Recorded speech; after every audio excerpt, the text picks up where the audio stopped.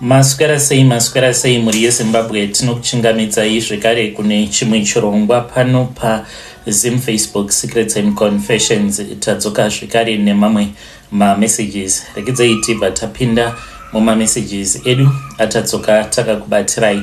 Message yedu yekutanga yakamira sekudai so. Hanzi makadi zvenyu mukoma.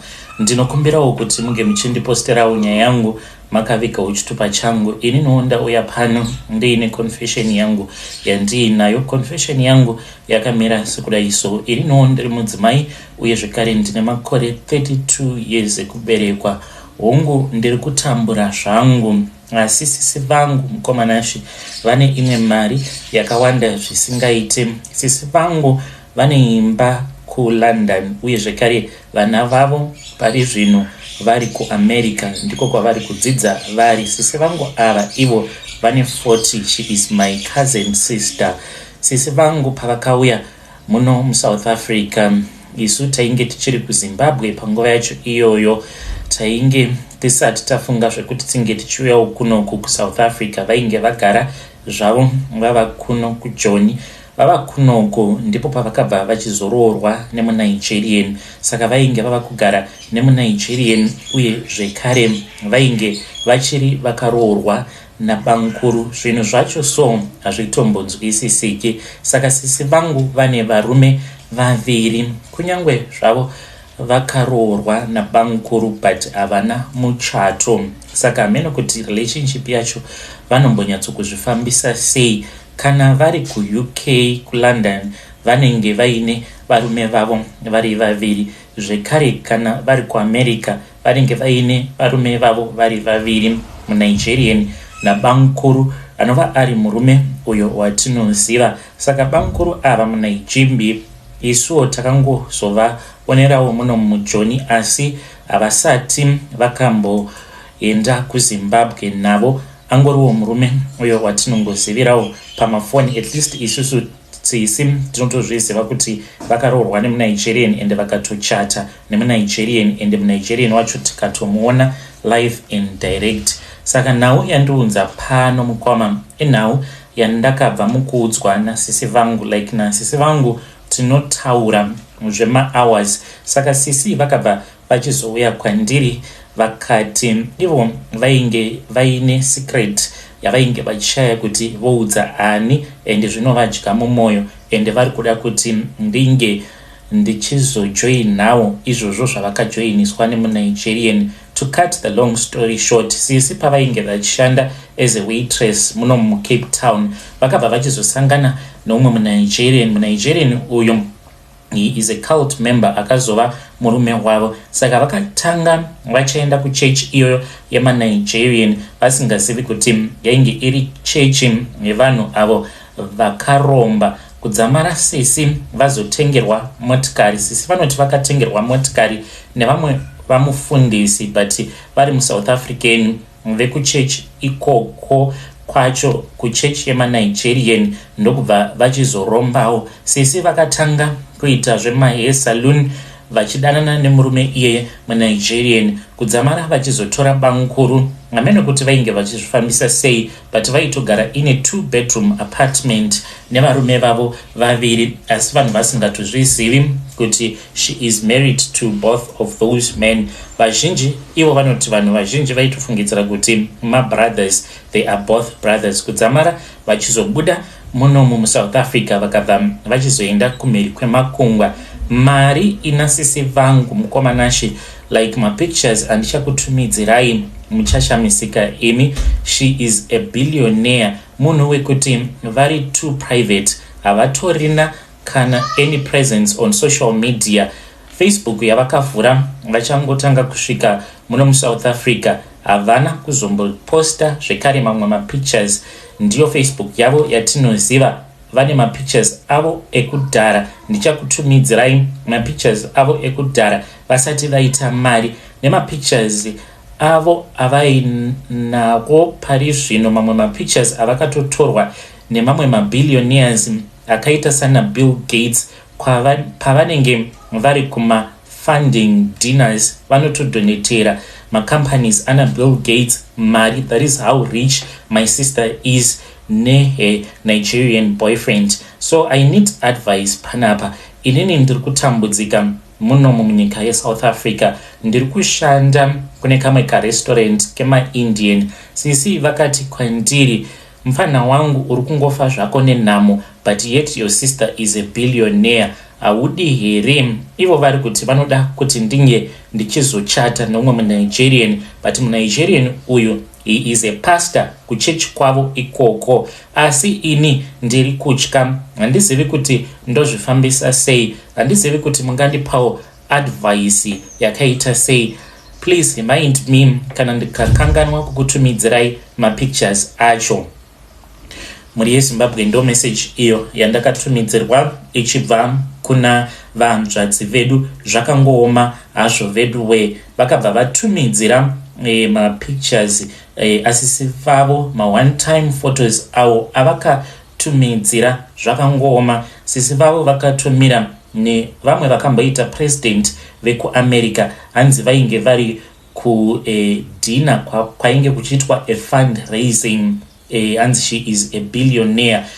Vanotowirirana nemamwe mabillionaires. Strange things indeed they do happen in this world, but hanzi inini ndiri kutambura uye zvekare nedzimwe hama dzinotambudzika. Saka vakati, mfana wangu, handidi kuti urambe uchingotambudzika, ndikuda kuti unge uchiitawo mari.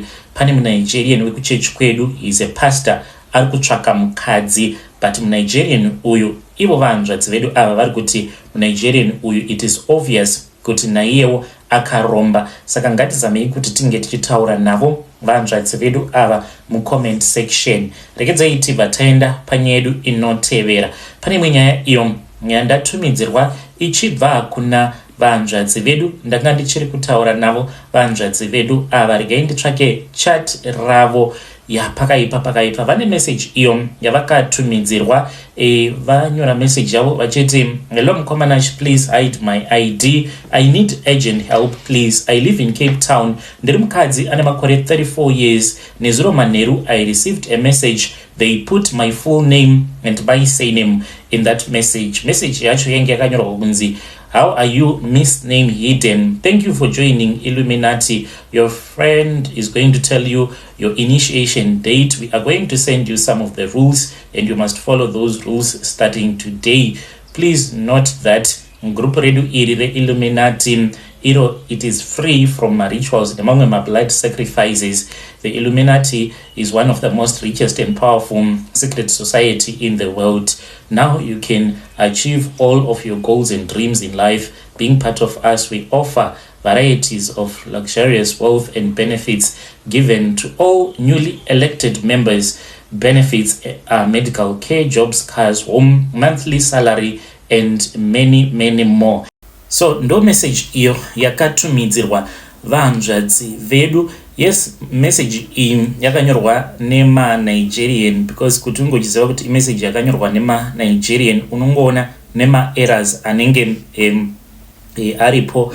Pane ma-errors akawanda in the grammar. Now you can achieve all of your goals. Saka sentence iyo itori very wrong kana munhu achinzi iye is part of the Illuminati. Havangambonyore chirungu chakadhakwa kudaro kuti now you can achieve all your goals and dreams in life.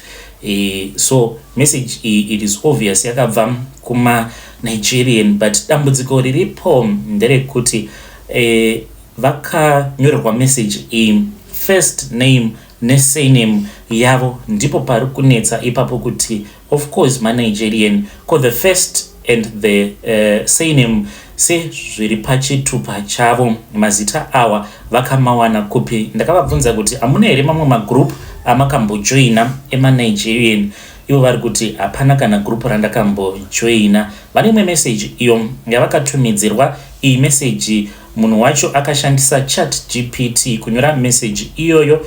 Why? Because akati blocking and unblocking me does not make sense. You need to complete the process. We have already sent you the rules of our organization.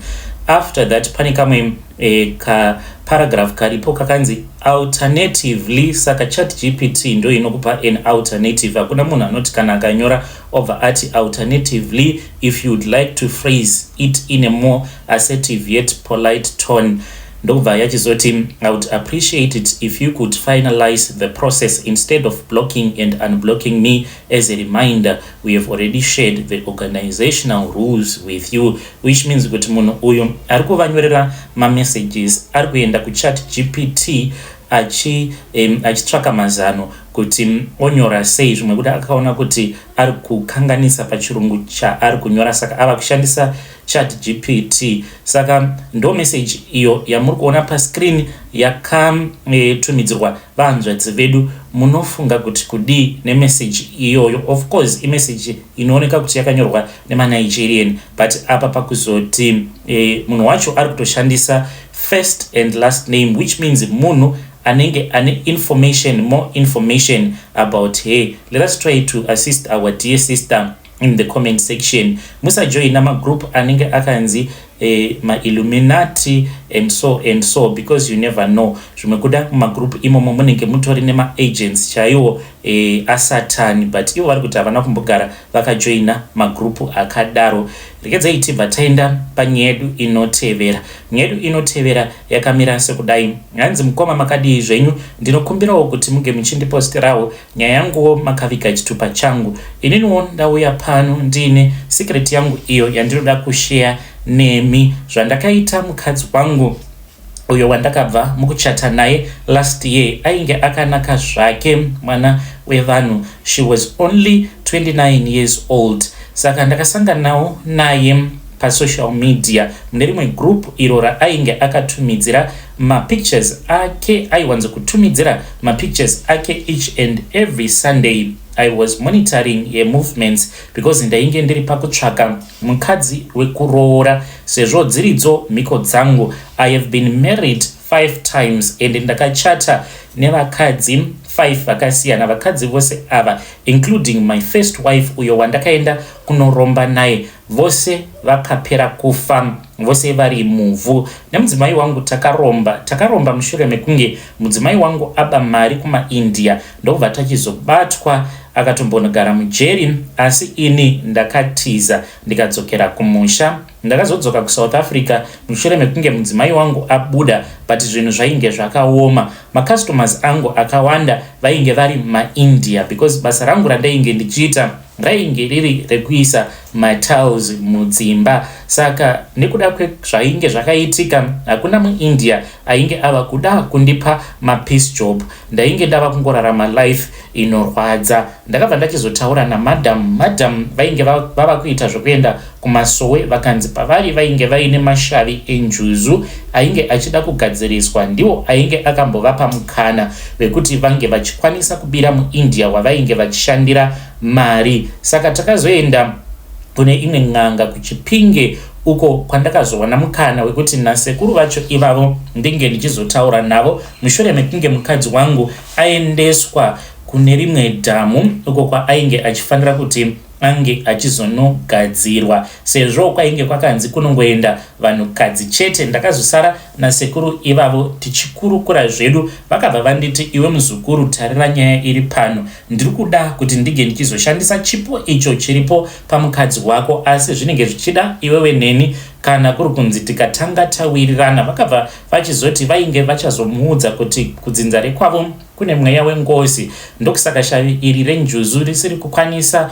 kutiitira mari rakatsikirirwa. Ivo vainge vachazotumidzira zvikwambo zvavo, izvo zvainge zvichazotanga kunetsa mudzinza, zvichiita sekunge mweya wengozi. Ndikabva ndati zvakanaka isekuru, ndakavabhadhara mari yavainge vachida. Vakati shamwari, iwe neni tava kutoshandidzana pano. Saka vakabva vachizotumidzira zvikwambo zviya. Titori munzira tichibva kuChipinge, macalls akatanga kupinda achibva kune vamwe tsano vainge vachiti mwana wavo ainge ava kungotanga kungotaura dzimwe nyaya dzainge dzisinganzwisisiki, achita sekunge ari kusvikirwa. Takabva tachizoendako kumba kwavo, vainge vachigara kuHighfields. Ndokubva tasvika tikaona kuti yainge iri mheremhere. Vana vavo vasikana vainge vachitaura ivo vachiti vainge vachida kuenda kuvarume vavo, nekuti madzikuru avo, vana baba yakubereka mudzimai zvekare nemadzitsano angu, vainge vakaponda umwe munhu mubhawa kwazi ndoga. Saka vainge vakamuvimbisa kuti tichakupa mukadzi yainge iri mhere tikabva tachizoenda kun'anga. Ndikazovaudza madam kuti tinge tichienda kuchipinge. Takazoenda kuchipinge nanatsano vaya ndokubva vachizonogadzirwa. Mukunogadzirwa kune bira rakazoitwa. Bira iri rainge riri rekutopemberera zvikwambo zvasekuru vaya vekuchipinge zvekare nekuzotorera mudzimai wangu chipo. Ndokuromba kwangu kwandakaita. Ndakabva ndachizopiwa mhiko dzekuti pose pandinopinda mumba ndinofanira kuti ndinge ndichizopinda mumba ndakashama. Izvi ndinozviita kamwe chete pamwedzi.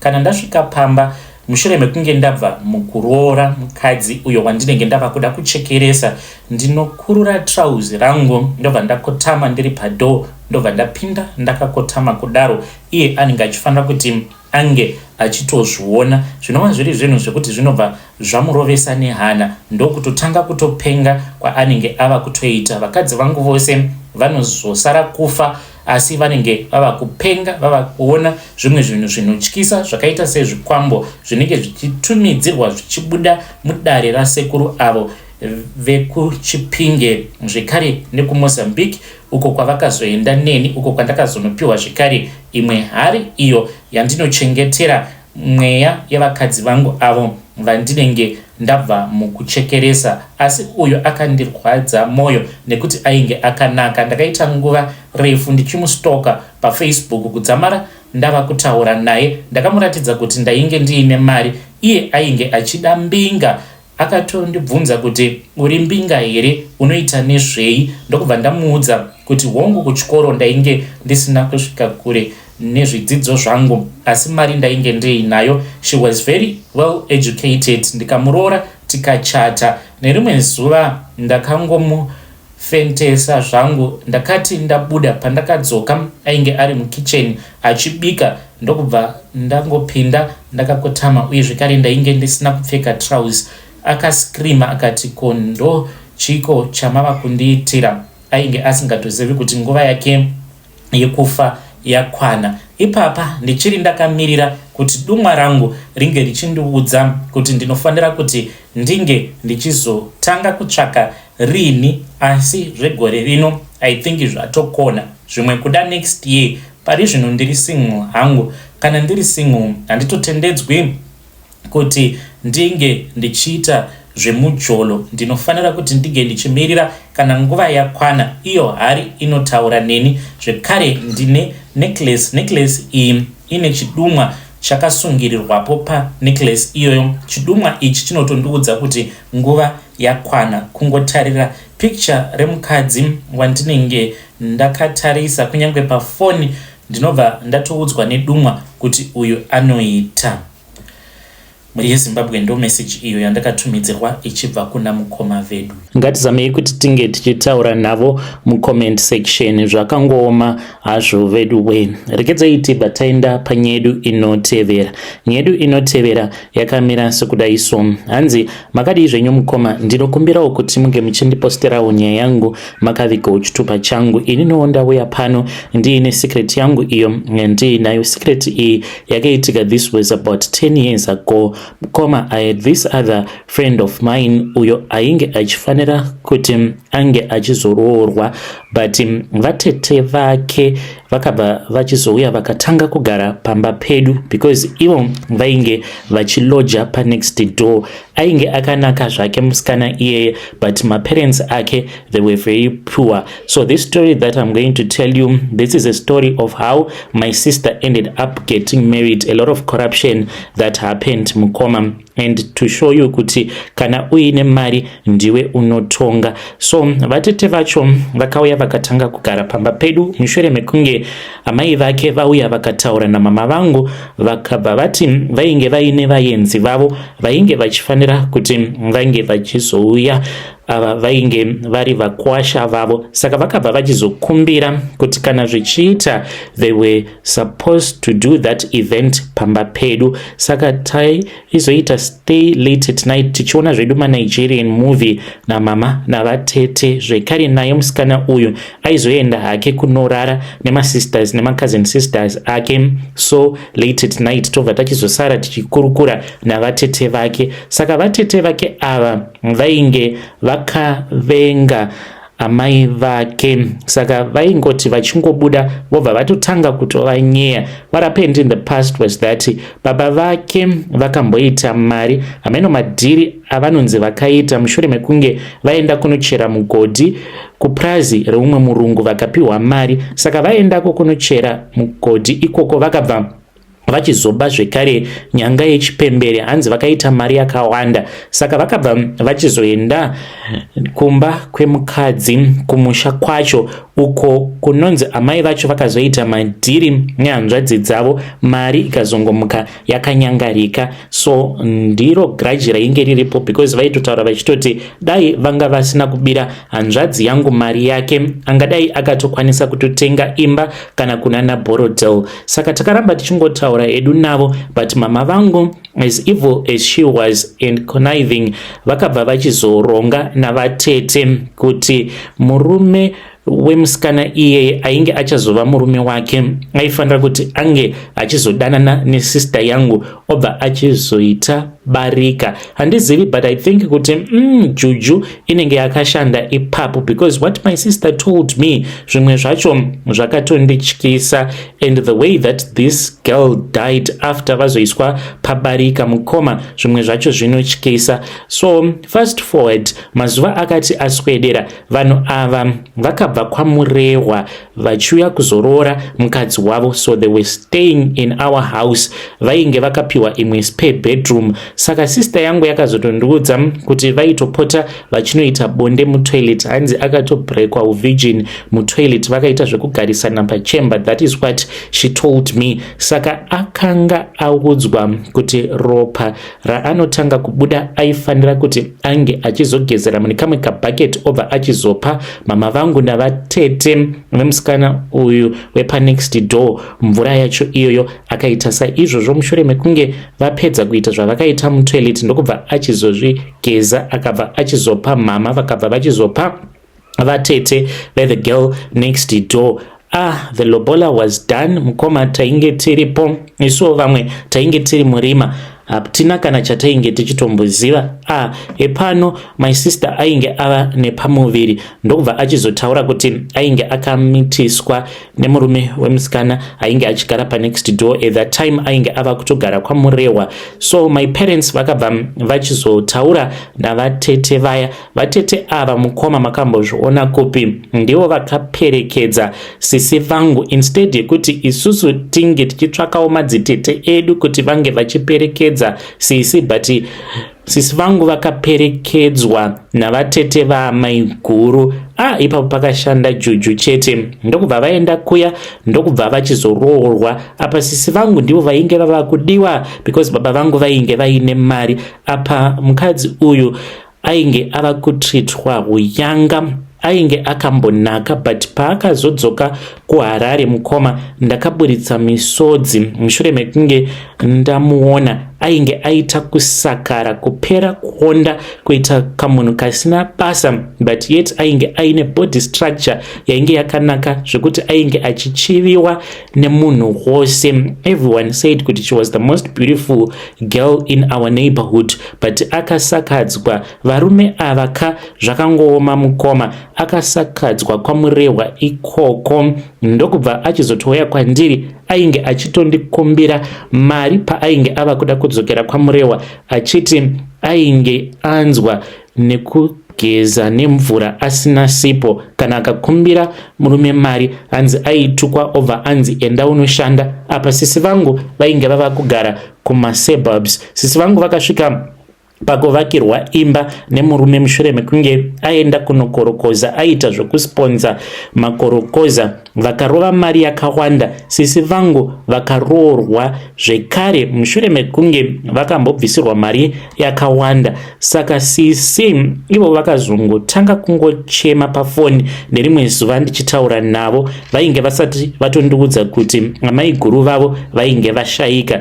Saka mukadzi uyu akazongowanikwa akafa mukoma, asi zvinonzi akaisirwa poison, hakuna akambosungwa. But the way yavakachema pafoni, mukoma pane nyaya, pane zvakaitika. Takazoti taenda kurufu rwake mukadzi iyeye, makambozviona kupi? Guva rakatanga kuzvifukunura mushure mekunge abva mukuvigwa. Tichitoriko kumakuva paya pekuti vanhu vainge vava kuisa maflowers, guva rakatanga kubhovokera mukati richiita sekunge riri kufukunurwa.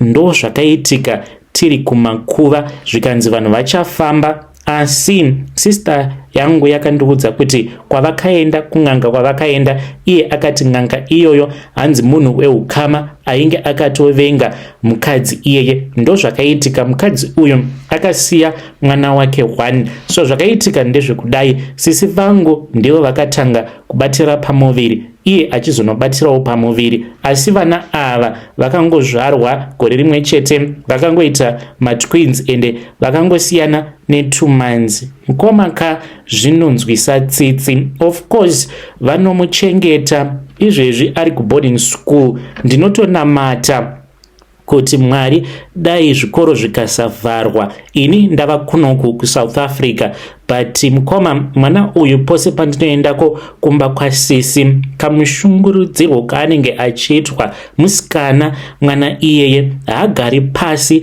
Vanototi kana pari pama-school holidays, maid anotomboenda kuholiday. Mwana uyu ndiye anenge ari maid apa achiri mwana mudiki. I think trauma yaachakura ainayo mwana iyeye hameno, but I feel so sorry for him. Mukoma ndakambomutora mwana uyu ndikagara naye kunoku kuSouth, ndichida kuti ange achingofilawo free. Ndakangoti zvikoro zvichingovharwa ndokubva ndati sisi ndinokumbira kuti vana vange vachimbouya kuno, mwana wavo zvekare nemwana waamai guru wavo, but wandainge ndichida ainge ari mwana waamai guru wavo, because ndainge ndaona kuti vanomushungurudza sei, vanomubata rough, ende varume havana kana tsitsi. Kunyangwe bankuru varipo, mwana uyu kunyangwe akatukwa zvinengei havana kana basa nazvo, vanotowedzera kutotuka. Ini munamato wangu wandinoita siku nesikati ndewekuti Mwari dai mandichengetedza kuzonosvikawo vana vangu vachizononzi vakurawo varoorwawo, mobva machizonditora zvangu, because zvandinoona mwana uyu achiitwa nasisi vangu, I feel so sorry for him. Dzimwe nguva ndinotombovaudza kuti sisi zvamuri kuita hazvina kunaka, mashoko ane simba. Mwana uyu wamuri kutuka, she is below 13, asi muri kumutuka muchimuti uchafa usina mwana, uri kangomwa kana akangoita silly mistake sezvo achiri mwana. Asi ivo sisi vanenge vachida kuti ange achiita reasoning capacity yemunhu mukuru. Havamurove as such, but mashoko chete avanomuudza. I think achakura asina kana self confidence. Handina hangu mari, uye zvekare ndakaroorwawo nemurume asina mari, akatovengwa nemaparents angu because ndakasarudza kuroorwa hangu nemurume asina mari, asina kudzidza. Saka amai vangu havatomufarirewo murume wangu, ende ndinototya kunyangwe ndikanzwa zvichinzi vana vangu vaendeswa kumba kwasisi, knowing kuti my sister, she is so evil hearted. I think kuti pane zvavakaitwa chete namama vangu navatete vacho ivavo, because my sister used to be someone that was very good and very kind, but vakazongochinja ipapo mukoma scandal dzose idzi padzakaitika. Ndiyo secret yangu, munamato wangu ndewekungoti vana pavanenge vari kuchikoro, paanenge ariko kuboarding school, then chingonamata kuti Mwari dai zvikoro zvikasavharwa, mwana uyu I think she deserves the happiness that she has kana ari kuchikoro kungodzoka kumba. I know kuti kushungurudzwa kwake kunenge kwatotanga. Muri yeZimbabwe ndo message iyo yandakatumidzirwa ichibva kuna vahanzvadzi vedu. Zvakangooma hazvo vedu ya pakaipa kana kuri kunziwo variko munenge muriko makakorawo muchichengetwa nanamai nini kana kuti nanamai guru, you can come to my inbox and then you tell us kuti chii chaiitika mukukurawo, ndezvipi zvamakasangana nazvo zvakakurwadzai, mune bitterness ipi mumwoyo menyu. You can come to my inbox. Hanzi mwana uyu anoshungurudzwa. Zvakangooma hazvo vedu